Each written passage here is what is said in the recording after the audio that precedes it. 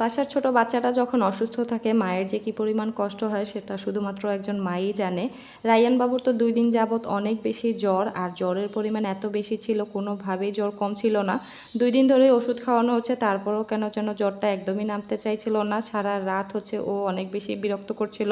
ও নিজেও ঘুমাতে পারছিল না, আমাকেও ঘুমাতে দিচ্ছিল না। যে বাচ্চাটা সারা দিন বাসার মধ্যে দৌড়োদৌড়ি ছুটোছুটি করে সবাইকে মাতিয়ে রাখে, আসি আজকে 2 দিন ধরে এভাবে অসুস্থ। আমার তো একদমই ভালো লাগছিল না ওকে দেখে।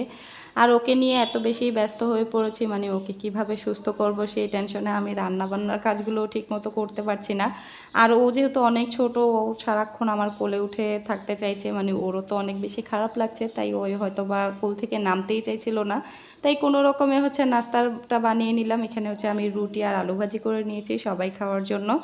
তো এখন হয়তো বা ওর কাছে একটু ভালো লাগছে, তাই একটু বসে খেলাধুলো করছিল। আর আজকে যেহেতু শুক্রবার, রিদওয়ানেরও স্কুল বন্ধ ছিল, আর ও তোর অনেক বেশি মন খারাপ করে বসে আছে, কারণ ওরা 2 ভাই সারাদিন বাসায় যখন থাকে, রিদওয়ান বন্ধ থাকে স্কুল, তখন তো সারাদিন একসাথে খেলাধুলা করে দুজন।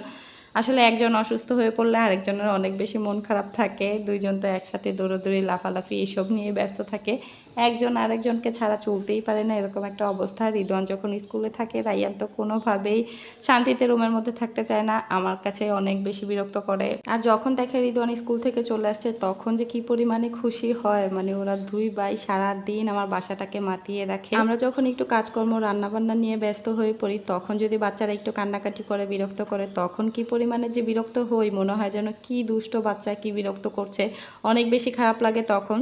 আর যখন দেখি যে কোনো কাজকর্ম নেই, একা একা বসে আছি, তখন কিন্তু এই বাচ্চারাই আমাদের সময়টা পার করে দেয়, মানে ওদের সাথে হাসি খেলা দুষ্টুমি এসব নিয়ে ব্যস্ত হয়ে পড়ি। আর কোন দিক দিয়ে যে আমার সময়টা পার হয়ে যায় বুঝতেই পারি না। আসলে সব বাচ্চা ছাড়া কিন্তু বাসাটা একদমই ফাঁকা ফাঁকা লাগে। আর আমার যেহেতু একাই সংসার, আমার বিয়ের পরেও দেখা গিয়েছে আমি একাই বাসায় থেকেছি, কারণ আমার শ্বশুর শাশুড়ি নিয়ে। আর এদিকে আমার মায়ের কাছেও খুব একটা যাওয়া হয়নি, যেহেতু হাজবেন্ড দেশেই ছিল। যাদের হাজবেন্ড বাহিরে থাকে তারা হয়তো বাবার বাড়িতে অনেক বেশি থাকতে পারে, কিন্তু আমার এই দিক দিয়ে বাবার বাড়িতেও খুব একটা থাকা হয়নি। তাই আমি শ্বশুর বাড়িতেই বেশিরভাগ থাকলেও একা একাই থাকতে হয়েছে। তাই বাচ্চারাই আমার সবকিছু, আর আমিও বাচ্চাদের সবকিছু, এরকম একটা ব্যাপার। ওরা আমাকে ছাড়া চলতে পারে না, আমিও ওদের ছাড়া চলতে পারি না। দেখা যায় সারা দিন আমার ওদেরকে নিয়েই পার হয়ে যায়। এখন মাঝে মধ্যে মনে হয় যেন ওরা না থাকলে আমি একদম পাগল হয়ে যাব। সারা দিন ওদের দুষ্টুমির মধ্যেই আমার কখন যে সারাটা দিন পার হয়ে যায় বুঝতেই পারি না। এক সময় ওদের দুষ্টুমিগুলো খারাপ লাগলো, যখন একা একা থাকি তখন কিন্তু ওদের দুষ্টুমিগুলো বেশ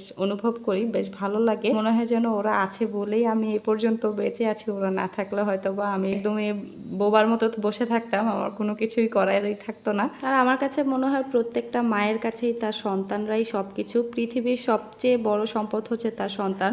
আমার কাছে মনে হয় এটা প্রতিটা মায়েই এটা ফিল করে। আর আল্লাহ পৃথিবীর প্রত্যেকটা সন্তানকেই অনেক সুস্থ রাখুক, ভালো রাখুক, এই দোয়াই করি।